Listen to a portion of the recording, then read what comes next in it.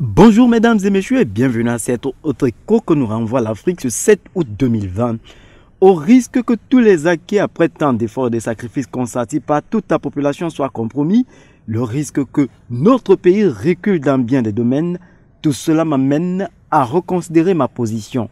Face à ce cas de force majeure et par devoir citoyen, j'ai décidé de répondre favorablement à l'appel de mes concitoyens me demandant d'être candidat à l'élection présidentielle du 31 octobre 2020. Je suis donc candidat. Ce sont les propos d'Alassane Ouattara prononcés jeudi dernier à la télévision nationale dans ce qui ressemble à une sollicitude des militants du RHDP, son parti, Ado, à 78 ans va briguer un troisième mandat. Cette grande dame de ses opposants que celui qui a déjà fait 9 ans au pouvoir revient sur sa décision de ne plus se présenter à la course pour la magistrature suprême. Les cartes ont été redistribuées après le décès d'Amadou Ngon Coulibaly, pressenti comme le dauphin d'Alassane Ouattara, une représentation qui est sans doute empreinte de rebondissement.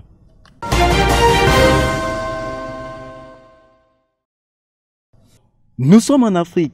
En Guinée, le président guinéen Alpha Condé, âgé de 82 ans, est dans une logique du clair-obscur dans l'appel de son parti à se présenter à un troisième mandat à l'élection présidentielle prévue en octobre.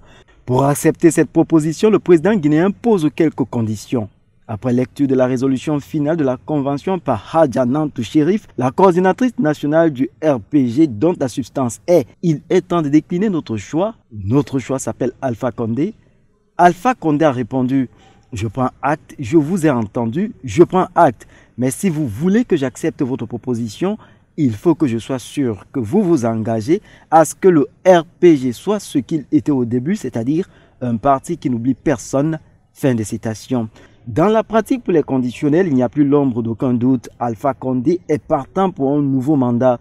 Pour les membres du bureau politique national du parti, il faut positiver le discours du président de la République. Pour certains d'entre eux, c'est normal qu'ils réagissent comme ça. C'est un chef, c'est un politicien. Quoi qu'il en soit, la réponse est pour bientôt tant les élections sont prévues le 18 octobre prochain.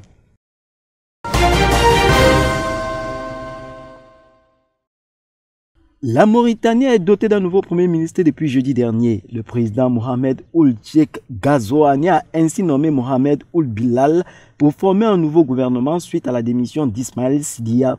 Âgé de 57 ans et originaire de la région du sud du pays, le nouveau chef du gouvernement a été plusieurs fois ministre sous l'ancien président Sidi Abd al-Haï. Ce changement de gouvernement arrive au lendemain de la remise d'un rapport parlementaire accablant sur la gestion de l'ancien président Mohamed Ould Abdel Aziz, lequel rapport fait état des faits de corruption, de bradage des sociétés d'État ou encore de malversation dans des secteurs clés de l'économie que sont les mines, le pétrole ou la pêche. L'on n'a pas attendu longtemps puisque un an après sa nomination, Ismaël Ould Beda Ould Cheikh Sidiya a présenté jeudi 6 août dernier la démission de son gouvernement. Il intervient au lendemain de la remise à la justice de ce rapport d'une commission parlementaire sur la gestion de son prédécesseur qui mettrait en cause plusieurs ministres.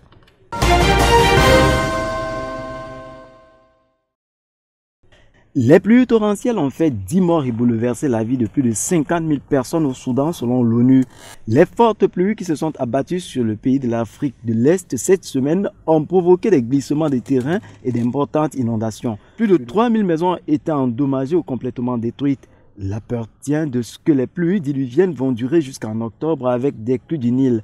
Pour le moment, les victimes ne peuvent se contenter de promesses des autorités comme celle des livraisons de sable pour endiguer l'eau. Le Programme alimentaire mondial des Nations Unies a effectué cette livraison. Des tentes tenant à peine debout ont également été fournies aux populations devenues sans abri. Le répit viendra, on espère, de la construction du grand barrage de la Renaissance par l'Éthiopie, un projet attendu avec impatience par le Soudan qui en bénéficierait grandement pour gérer ses flux d'eau durant la saison des pluies notamment. La réalisation du projet nécessite des prières dans la mesure où, à l'approche de sa mise en route à l'horizon 2022, les négociations tripartites avec l'Égypte et l'Éthiopie stagnent et un accord sur la gestion de l'exploitation du barrage n'a pas encore été signé.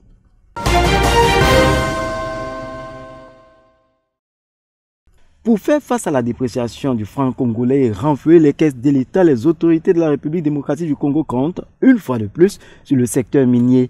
Elle appelle les entreprises du secteur à respecter la règle de 60% de rapatriement des recettes d'exportation, règle prévue dans le code minier.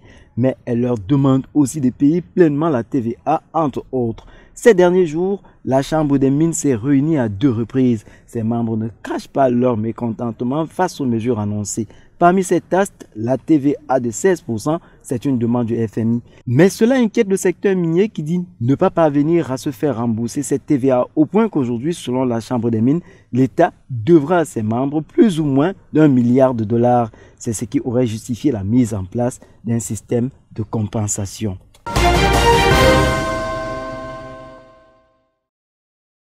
La pandémie du Covid-19 est une opportunité que saisissent des acteurs de la contrefaçon. Les risques liés aux médicaments falsifiés ou de qualité inférieure ont accru avec l'avènement du coronavirus. Elle représente aussi dans ses multiples dimensions une opportunité en attirant l'attention sur le dysfonctionnement du marché du médicament en Afrique de l'Ouest, sa dépendance aux productions asiatiques, mais également sur des tentatives de production locale.